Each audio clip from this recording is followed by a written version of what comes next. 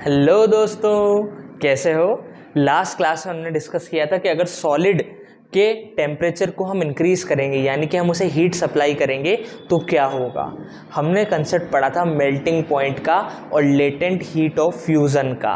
क्या था, एक बार जल्दी से रिवाइज कर लेते हैं कि सर जब भी हम सॉलिड को हीट प्रोवाइड करते हैं तो वो हीट कहाँ जाती है, वो हीट जाती है उसका टेम्परेचर बढ़ाने पे। टेम्परेचर बढ़ाने में वो हीट जाती है, जैसे जैसे हम उसे हीट दे रहे हैं उसका टेम्परेचर इंक्रीज होता जा रहा है, इंक्रीज होता जा रहा है। एक टेम्परेचर ऐसा आ जाता है जहां पे वो सॉलिड लिक्विड में मेल्ट होने लग जाता है। अब जब हम हीट कंटिन्यूसली प्रोवाइड कराते जा रहे हैं तो टेम्परेचर नहीं बढ़ रहा है, वो सॉलिड लिक्विड में कन्वर्ट होता जा रहा है। तो जब तक वो पूरा सॉलिड लिक्विड में कन्वर्ट नहीं हो जाता है, टेम्परेचर इंक्रीज नहीं होता है। तो हीट कहाँ जाती है, उस सॉलिड को लिक्विड में कन्वर्ट करने के लिए यूज होती है। इस हीट को हम बोलते हैं लेटेंट हीट ऑफ फ्यूजन। समझ में आई बात? ठीक है, चलो आज हम बात करेंगे कि लिक्विड पे क्या इंपैक्ट पड़ता है हीट करने का। ओके, क्या होगा तुम सोचो। सर लिक्विड के अंदर पार्टिकल्स हैं, लिक्विड के अंदर पार्टिकल्स हैं। अब अगर हम इसे हीट करेंगे, हीट करेंगे तो ये पार्टिकल और तेजी से वाइब्रेट होने लगेंगे और तेजी से मूव करने लगेंगे, क्योंकि जितनी ज़्यादा हीट होगी उतनी ज़्यादा इनकी काइनेटिक एनर्जी होगी। तो सर ये और तेजी से मूव करने लग जाएंगे तो इनके बीच में जो अट्रैक्टिव फोर्स था उसे छोड़ के आगे निकल जाएंगे, उस अट्रैक्टिव फोर्स को ओवरकम कर जाएंगे। भाई इनके बीच में कुछ अट्रैक्टिव फोर्स रहा होगा, जब भी तो ये थोड़े पास पास है। अगर कुछ भी अट्रैक्टिव फोर्स नहीं है तो मस्त गैस की तरह घूमते रहते हैं, लेकिन लिक्विड होते हैं, इसका मतलब इनके बीच में कुछ अट्रैक्टिव फोर्स है, कुछ तो है जो इनको पास पास रख रहा है। तो अगर हमने हीट दे दी और हीट से उन्हें जो एनर्जी मिली वो उस अट्रैक्टिव फोर्स से ज़्यादा मिल गई तो उसे छोड़ के भाग जाएंगे। हाँ या ना? समझ में आई बात? ठीक है, तुम ऐसा समझो कि यहाँ पे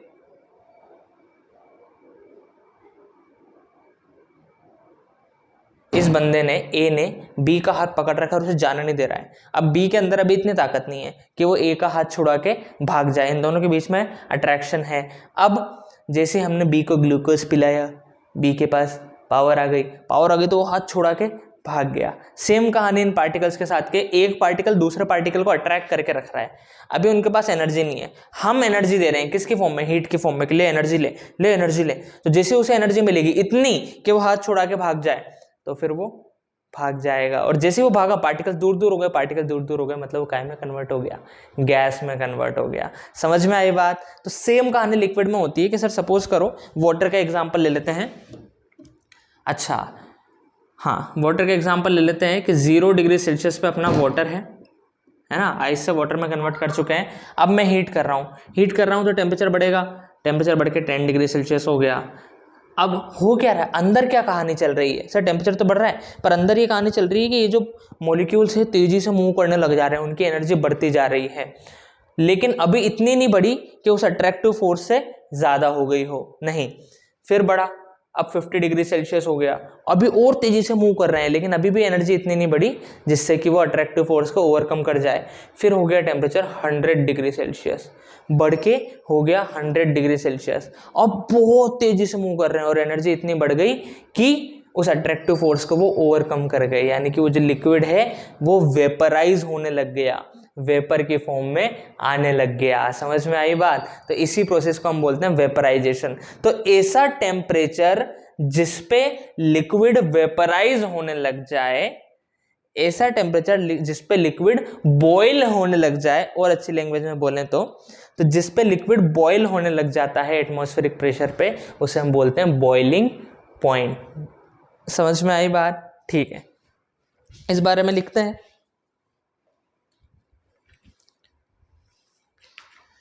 तो सेम कहानी हो रही है जो हमने लास्ट क्लास में डिस्कस की थी कि सर अपन हीट देते हैं, हीट देने से टेम्परेचर बढ़ता है, लेकिन एक ऐसा टेम्परेचर आता है जब उसे इतनी एनर्जी मिल जाती है कि वो अट्रैक्टिव फोर्स को ओवरकम कर जाता है और अपनी स्टेट चेंज कर लेता है, यानी कि सॉलिड है तो लिक्विड में आ जाता है और लिक्विड है तो गैस में आ जाता है। उस टेम्परेचर को हम क्या बोलते हैं, अगर वो लिक्विड से गैस में आ रहा है, बॉइलिंग पॉइंट। तो लिखेंगे when we supply heat energy to liquid, particles start moving faster, particles start moving faster. Particles तेजी से मूव करने लग जाएंगे। जब हमने हीट एनर्जी दे दी लिक्विड को तो पार्टिकल्स तेजी से मूव करने लग जाएंगे। क्लियर। अब जब पार्टिकल्स तेजी से मूव करने लग गए तो क्या होगा कि एक ऐसा टेम्परेचर आएगा, a certain temperature is reached. अच्छा, तो इसमें यहां अपन ये भी लिख देते हैं, and its temperature start increasing. और उसका टेम्परेचर भी बढ़ता जाएगा। पार्टिकल्स तेजी से मूव करते जा रहे हैं और टेम्परेचर बढ़ता जाएगा। अब टेम्परेचर बढ़ता जाएगा तो एक ऐसा टेम्परेचर आएगा जिसपे वो बॉयल होने लग जाएगा, हाँ या ना। तो a certain temperature is reached, एक ऐसा टेम्परेचर आएगा when the particles have enough energy. उस टेम्परेचर पे इतनी एनर्जी उन्हें मिल जाएगी कि उनके अट्रैक्टिव फोर्स को ब्रेक करके दूर निकल जाएं, अपनी कैद से आज़ाद हो जाएं, to break free from the force of attraction. उस अट्रैक्टिव फोर्स की से आज़ाद हो जाएं, force of attraction among each other. आपस में जो वो एक दूसरे पे फोर्स लगा रहे थे उससे वो आज़ाद हो जाएंगे एक टेम्परेचर आने तक। हुआ क्या कि सर लिक्विड में भी पार्टिकल्स एक दूसरे को अट्रैक्ट करके बैठे हुए हैं, जब भी तो वो लिक्विड फॉर्म में है। अगर अट्रैक्शन नहीं होता तो दूर दूर होते, गैसियस फॉर्म में होते। लेकिन सर कुछ अट्रैक्शन तो है। अब जब हमने हीट करना शुरू किया तो ये तेज़ी से मूव करने लग गए, तेज़ी से मूव करने लग गए। उसके बाद क्या होने लग गया कि सर इनकी एनर्जी बढ़ रही है, एनर्जी बढ़ रही है। अब एक टेम्परेचर ऐसा आया, सर्टेन टेम्परेचर, एक टेम्परेचर ऐसा आया जब इनकी एनर्जी इतनी हो गई कि इस अट्रैक्टिव फोर्स से ज़्यादा इसको तोड़ के भाग जाएंगे, वो अपने कैद से आज़ाद हो जाएंगे। तो उस टेम्परेचर को बोलते हैं हम बॉइलिंग पॉइंट। क्यों सर बॉयल होने लग गया क्या? हाँ भाई, लिक्विड क्यों था? क्योंकि पार्टिकल्स पास पास थे। अब उसके पास इतनी एनर्जी मिल गई कि वो दूर दूर चले जाएंगे, यानी कि वो गैस फॉर्म में कन्वर्ट हो गए। गैस फॉर्म में कन्वर्ट हो गए तो फिर हम क्या बोलेंगे? बॉइलिंग। लिक्विड से गैस में कन्वर्ट होने को ही तो बॉइलिंग बोलते हैं। तो सर ऐसा टेम्परेचर जिस पर लिक्विड गैस में कन्वर्ट होता है उसे क्या बोलते हैं? Boiling point. कब? एटमॉस्फेरिक प्रेशर पे, नॉर्मल प्रेशर पे। हम कोई प्रेशर बढ़ा या कम नहीं रहे हैं, ठीक है। तो इस बात को लिखेंगे हम, द टेम्परेचर, या फिर इस तरीके से लिखते हैं, चलो, boiling point, the temperature at which liquid starts boiling at room atmospheric pressure, at atmospheric pressure। ये एटमॉस्फेरिक प्रेशर सब में आएगा क्या? हाँ, हम ये बताना चाह रहे हैं कि हम प्रेशर के साथ छेड़खानी नहीं कर रहे हैं, जो नेचुरल प्रेशर है उसी में काम कर रहे हैं। तो the temperature at which liquid start boiling at atmospheric pressure is called boiling point, is called boiling point. समझ में आई क्या बात?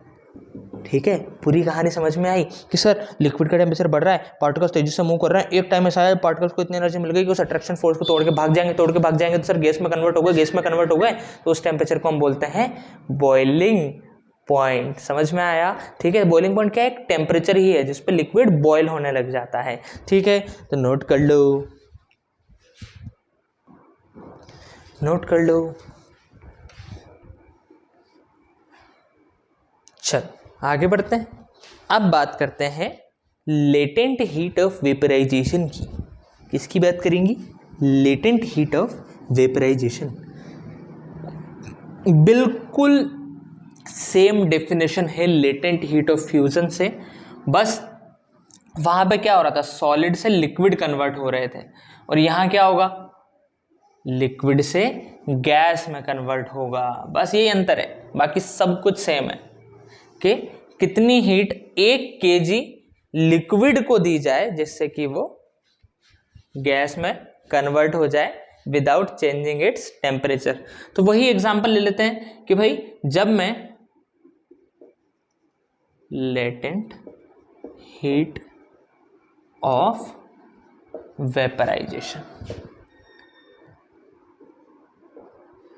Latent heat of vaporization. तो होता क्या है कि जब हम किसी लिक्विड को हीट कर रहे हैं, सर लिक्विड है, फॉर एग्जांपल वाटर ही ले लेते हैं, तो लिक्विड को अपन हीट कर रहे हैं मस्त आग से, और टेम्परेचर बढ़ता जा रहा है। सर पहले था 0 से बढ़ के हुआ 10 से बढ़ के हुआ 50 से बढ़ के हो गया 100, मतलब कंटिन्यूसली टेम्परेचर बढ़ता जा रहा है। अब कंटिन्यूसली टेम्परेचर अगर बढ़ता जा रहा है, लेकिन एक टेम्परेचर ऐसा आता है जब टेम्परेचर बढ़ना रुक जाता है। मुझे माफ करना। हाँ भाई, एक टेम्परेचर ऐसा आता है जब इंक्रीज होना रुक गया, हीट दे रहे हैं टेम्परेचर बढ़ ही नहीं रहा है, हीट दे रहे हैं टेम्परेचर बढ़ ही नहीं रहा है। अब हमारी खोपड़ी घूमती है कि यार ये क्या चल रहा है, हीट दे रहे हैं टेम्परेचर नहीं बढ़ रहा है, क्या चक्कर हो रहा है।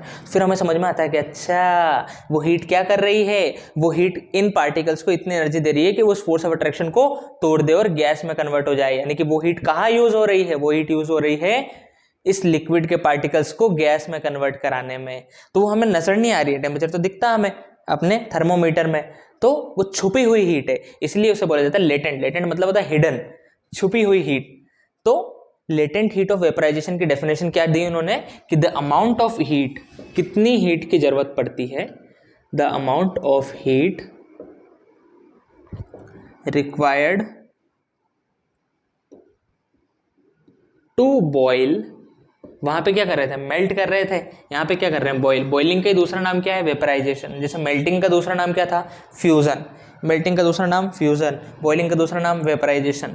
तो the amount of heat required to boil a 1, या फिर हटा दो, 1 kg liquid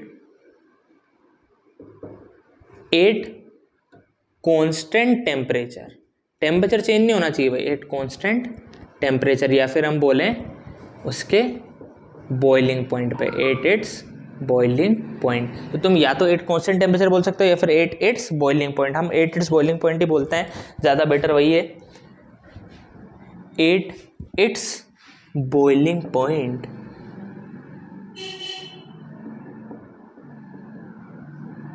is called latent heat of vaporization. समझ में आई क्या बात, ठीक है। और एटमॉस्फेरिक प्रेशर भी होना ही चाहिए। तो हमने बॉइलिंग पॉइंट की बात कर ली, मतलब एटमॉस्फेरिक प्रेशर पिक्चर में आ ही गया। तो बिल्कुल सेम फ्यूजन वाली डेफिनेशन है, बस यहाँ लिक्विड की जगह वहाँ क्या था, सॉलिड, और बॉइलिंग की जगह क्या था, मेल्टिंग। समझ में आई बात, ठीक है। तो कितनी हीट की जरूरत पड़ रही है 100 डिग्री सेल्सियस पे वाटर को गैस में कन्वर्ट करने के लिए, टेम्परेचर चेंज नहीं होना चाहिए। तो ये देखता था कि यार 100 डिग्री सेल्सियस पे वाटर को रख लिया, अब हम कितनी हीट देते हैं जब तक वो पूरा वाटर गैस में कन्वर्ट नहीं हो जाता। जब तक वो पूरा गैस में कन्वर्ट नहीं होगा टेम्परेचर चेंज होगा भी नहीं। तो बॉइलिंग पॉइंट पे कितनी हीट हमें देनी पड़ रही है जब 1 किलो वाटर गैस में कन्वर्ट हो जाए, that is latent heat of vaporization. अच्छा, अब मेरा तुमसे एक सवाल है, बहुत शानदार सवाल। Question, which will have more energy, which will have more energy,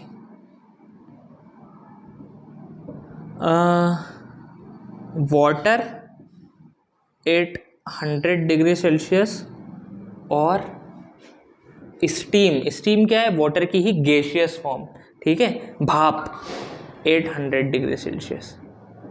किसके पास ज़्यादा एनर्जी रहेगी, 100 डिग्री सेल्सियस पे वाटर के पास या 100 डिग्री सेल्सियस पे वाटर की गैसियस फॉर्म के पास, किसके पास ज़्यादा एनर्जी रहेगी, बताओ जल्दी से बता दो, किसके पास ज़्यादा एनर्जी रहेगी, वाटर एट 100 डिग्री सेल्सियस या steam at 100 degree Celsius. Sir obviously steam के पास ज़्यादा एनर्जी रहेगी। सर टेम्परेचर तो सेम है, 100 डिग्री सेल्सियस 100 डिग्री सेल्सियस, फिर आप कैसे कह रहे हो किसके पास ज़्यादा एनर्जी। मुझे बताओ कि किसके पार्टिकल ज़्यादा तेज़ी से मूव कर रहे होंगे, वाटर के स्टीम के। सर स्टीम तो गैस है, उसकी ज़्यादा तेज़ी से मूव कर रहे हैं, जितने ज़्यादा तेज़ी से मूव कर रहे हैं उतने ज़्यादा उसकी काइनेटिक एनर्जी रहेगी, तो फिर उतनी ज़्यादा उसकी एनर्जी रहेगी, हाँ या ना। समझ में आई बात। इसका एक और रीज़न देता हूँ, बहुत शानदार रीज़न। जब वाटर को 100 डिग्री सेल्सियस पे लाके मैं हीट देता हूँ, वाटर को 100 डिग्री सेल्सियस पे लाके मैं हीट देता हूँ, देता जाता हूँ, तब जाके वो स्टीम में कन्वर्ट होता है, वो गैस फॉर्म में कन्वर्ट होता है। यानी कि वाटर को चाहे वो 100 डिग्री सेल्सियस पे है, हमें एनर्जी देनी पड़ती है। वही तो लेटेंट हीट है कि वो वाटर को कितनी एनर्जी दे 100 डिग्री सेल्सियस पे जिससे कि वो गैस में कन्वर्ट हो जाए। तो वाटर को हमने एनर्जी दी जब वो गैस में कन्वर्ट हुआ 100 डिग्री सेल्सियस पर, यानी कि वाटर को एनर्जी दी तो फिर गैस में तो उससे ज़्यादा एनर्जी आई होगी ना, हाँ या ना। कि भाई वाटर के पास एनर्जी थी 1 जूल, हमने उसे एनर्जी दे दी 10, तो अब उसके पास एनर्जी हो गई 11, तब जाके बनी स्टीम। तो स्टीम की एनर्जी कितनी हुई 11। तो हम वाटर को एनर्जी दे रहे हैं, उसकी एनर्जी बढ़ा रहे हैं, तब जाके स्टीम बन रही है। तो क्या मैं बोल सकता हूँ स्टीम की एनर्जी ज़्यादा है? चाहे टेम्परेचर सेम है लेकिन स्टीम की एनर्जी ज़्यादा है, क्योंकि वाटर को ही तो latent heat of fusion vaporization हमने दी जब जाके वो स्टीम बना, तो उसको एनर्जी देनी पड़ी, वाटर की एनर्जी बढ़ानी पड़ी जब जाके वो स्टीम बना, यानी कि स्टीम की एनर्जी ज़्यादा है। तो answer is steam at 100 degree Celsius, because we have to supply latent heat of vaporization. इतनी हीट तो हमें देनी पड़ेगी किसको? वाटर को, 800 degree Celsius to convert it to steam. उस वाटर की तो एनर्जी बढ़ा के हमें उसे कन्वर्ट करना पड़ेगा स्टीम में। इसका मतलब स्टीम की एनर्जी ज़्यादा है ऑब्वियसली। समझ में आई बात? ठीक है, अच्छा नोट कर लो, नोट कर लो भाई। ये डायग्राम चाहो तो बनाओ, चाहो तो मत बनाओ, तुम्हारे अंडरस्टैंडिंग के लिए मेन चीज़ है कंसेप्ट की अंडरस्टैंडिंग। ठीक है, मैं बार बार तुम्हें यही बता रहा हूँ कि अब वो टाइम गया है जब हम चीज़ें लर्न करेंगे, अब वो टाइम आ गया है जब हम चीज़ों को अंडरस्टैंड करेंगे। आप अंडरस्टैंड करोगे आपको लर्न अपने आप हो जाएगी। अगर आप केवल लर्न कर रहे हो बिना समझे उसे, तो फिर एडवांटेज नहीं होने वाला है, कुछ भी फ़ायदा नहीं होने वाला है। ओके, तो समझने की कोशिश करो, इंटरेस्ट आएगा, मज़ा आएगा। कितनी इंटरेस्टिंग बात है देखो कि यार जब हम किसी चीज़ को हीट करते हैं तो उसका टेम्परेचर तो बढ़ता जाता है, लेकिन एक ऐसा टेम्परेचर आता है जब टेम्परेचर बढ़ना रुक जाता है। चाहे हम हीट देते जा रहे हैं, टेम्परेचर बढ़ ही नहीं रहा है। क्यों? क्योंकि वो अगर सॉलिड बॉडी है तो उसे लिक्विड में कन्वर्ट कर रहा होता है। जब मेल्टिंग हो रही होती है तब टेम्परेचर चेंज नहीं होता। ऐसे ही जब वेपराइजेशन हो रहा होता है, लिक्विड से गैस फॉर्म में जा रहे होते हैं, तब टेम्परेचर चेंज नहीं होता है। ठीक है, अच्छा अब मेरा तुमसे एक और सवाल, बिल्कुल ऐसा का ऐसे ही तुम जवाब देना मुझे कि which will have more energy, homework में या फिर कमेंट में बताना मुझे, आइस एट 0 डिग्री सेल्सियस और वाटर एट 0 डिग्री सेल्सियस, किसके पास ज़्यादा एनर्जी होगी? ठीक है, आइस के पास 0 डिग्री सेल्सियस पे है वो भी, और ये भी 0 डिग्री सेल्सियस पे है, किसके पास ज़्यादा एनर्जी होगी? ठीक है, चलो ये तुम्हारा होमवर्क, कमेंट में बताना मुझे। हो गया? चलो आगे बढ़ते हैं। आज हम एक नई यूनिट सीखेंगे। किसकी? हम यूनिट सीखेंगे टेम्परेचर की। सर टेम्परेचर की तो डिग्री सेल्सियस होती है। हाँ, तुमने तो डिग्री फ़ारेनहाइट भी पढ़ी होगी। हाँ, आज हम तीसरी यूनिट पढ़ेंगे जो कि साइंस में बहुत ज़्यादा यूज़ होती है, और उसका नाम है केल्विन, यूनिट ऑफ टेम्परेचर। ठीक है, और कौन सी यूनिट है वो? केल्विन। डिग्री केल्विन नहीं बोल रहा हूँ, ठीक है, केवल केल्विन है। सर फिर डिग्री सेल्सियस से केल्विन में कैसे कन्वर्ट करें? बहुत सिंपल है कि अगर तुम्हें टेम्परेचर केल्विन में निकालना है तो फिर तुम क्या करो, डिग्री सेल्सियस वाले टेम्परेचर में 273.15 ऐड कर दो। कितना ऐड कर दो? 273.15, तो फिर केल्विन में आ जाएगा टेम्परेचर। फॉर एग्जाम्पल मैं तुम्हें बताता हूँ, कोई तुमसे बोले कि भाई मेल्टिंग पॉइंट ऑफ आइस कितना है? सर वो होता है 0 डिग्री सेल्सियस। वो तुमसे बोलेगा नहीं मुझे डिग्री सेल्सियस में नहीं चाहिए, मुझे तो केल्विन में चाहिए। तो क्या करो, सर केल्विन में निकालना है तो डिग्री सेल्सियस में कितना ऐड कर दो? 273.15। तो कितना आ गया टेम्परेचर? 273.15 केल्विन। यानी कि मेल्टिंग पॉइंट ऑफ आइस कितना बोलेंगे हम? 273.15। समझ में आई बात? ठीक है। ऐसे ही अगर कोई बोले boiling point of water, water का बॉइलिंग पॉइंट कितना हो जाएगा भाई?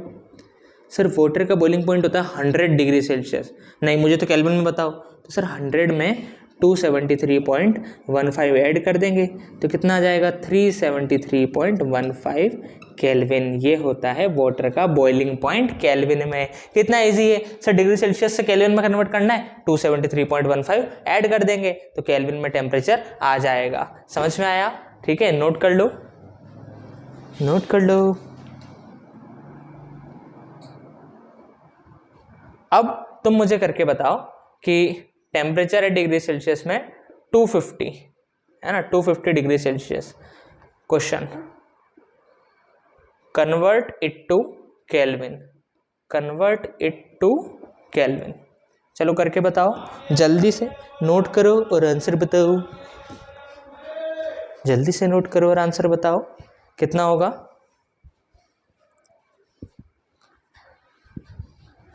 सर केल्विन में कन्वर्ट करने के लिए क्या करेंगे, डिग्री सेल्सियस में 273.15 ऐड कर देंगे। तो ऐड कर लेते हैं 250 और 273.15, तो यहाँ 0.00 लगा देते हैं तो 5 1 3 12 5 523.15 केल्विन। समझ में आया? सिंपल सी चीज़। अच्छा, अब अगर इसी को उल्टा पूछे, केल्विन में तुम्हें टेम्परेचर दे दे और तुमसे पूछे कि डिग्री सेल्सियस में निकालो, तो क्या करोगे? सर डिग्री सेल्सियस में 273.15 जोड़ेंगे तो केल्विन आ जाएगा, तो केल्विन में से 273.15 माइनस कर देंगे तो डिग्री सेल्सियस आ जाएगा क्या? हाँ या ना? जैसे ये 273.15 केल्विन, इसे डिग्री सेल्सियस में कन्वर्ट करो तो कितना होना चाहिए? 0, यानी कि 273.15 माइनस कर दो। अगर केल्विन से डिग्री में कन्वर्ट करना है तो 273.15 माइनस करना है, और डिग्री से केल्विन में जाना है तो प्लस करना है। क्लियर है बात? तो इस चीज़ को नोट डाल के लिख लेते हैं हम। आई होप तुमने नोट कर लिया होगा, नहीं किया है तो वीडियो पॉज करके कर लो, और कर लिया है तो लेट्स डांस। सर डांस पढ़ाई करते टाइम, पढ़ाई करने के बाद कर लेना। देखो नोट, अगर हमें डिग्री सेल्सियस से केल्विन में कन्वर्ट करना है तो ऐड कर दो 273.15, और केल्विन से डिग्री सेल्सियस में आना है तो माइनस कर दो 273.15। सिंपल। तो अगर अभी तक हमने क्या करा, डिग्री सेल्सियस में दिया हुआ था टेम्परेचर, केल्विन में कन्वर्ट करना था तो ऐड कर दो 273.15, और केल्विन में दिया होता है तो फिर क्या करेंगे, minus. For example question, convert the following temperature in Kelvin, sorry in degree Celsius.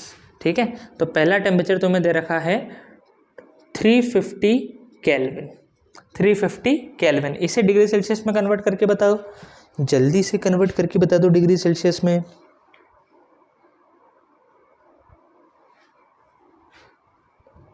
हाँ कितना होगा सर? माइनस कर देंगे, टेम्परेचर इन डिग्री सेल्सियस निकालना है, केल्विन से डिग्री सेल्सियस, तो माइनस कर देंगे 273.15। चलो माइनस करते हैं, 350 माइनस 273.15, तो ये हो गया 005,867 76.85 डिग्री सेल्सियस। समझ में आई बात? ठीक है ना? तो ये हो गया। अब अगर टेम्परेचर होता 173.15 केल्विन होता टेम्परेचर, इसे डिग्री सेल्सियस में कन्वर्ट करो, इसे डिग्री सेल्सियस में कन्वर्ट करो। सर क्या करेंगे, इसमें से माइनस कर देंगे 273.15, तो टेम्परेचर इन डिग्री सेल्सियस क्या आ जाएगा सर? 173.15 में से 273.15 माइनस कर देंगे तो कितना आ जाएगा? -100 डिग्री सेल्सियस आ जाएगा। समझ में आई बात? तो अगर सेल्सियस से केल्विन में कन्वर्ट करना है तो फिर +273.15, और केल्विन से डिग्री सेल्सियस में कन्वर्ट करना है तो -273.15। क्लियर है? क्लियर है तो नोट कर लो। आज इतना ही पढ़ेंगे, नेक्स्ट क्लास में हम देखेंगे इफेक्ट ऑफ प्रेशर। प्रेशर बढ़ाने से क्या होगा, ठीक है, प्रेशर इंक्रीज करने से क्या होगा। अभी तक हम बात कर रहे थे टेम्परेचर चेंज करने से क्या होगा। ओके चलो बाय बाय।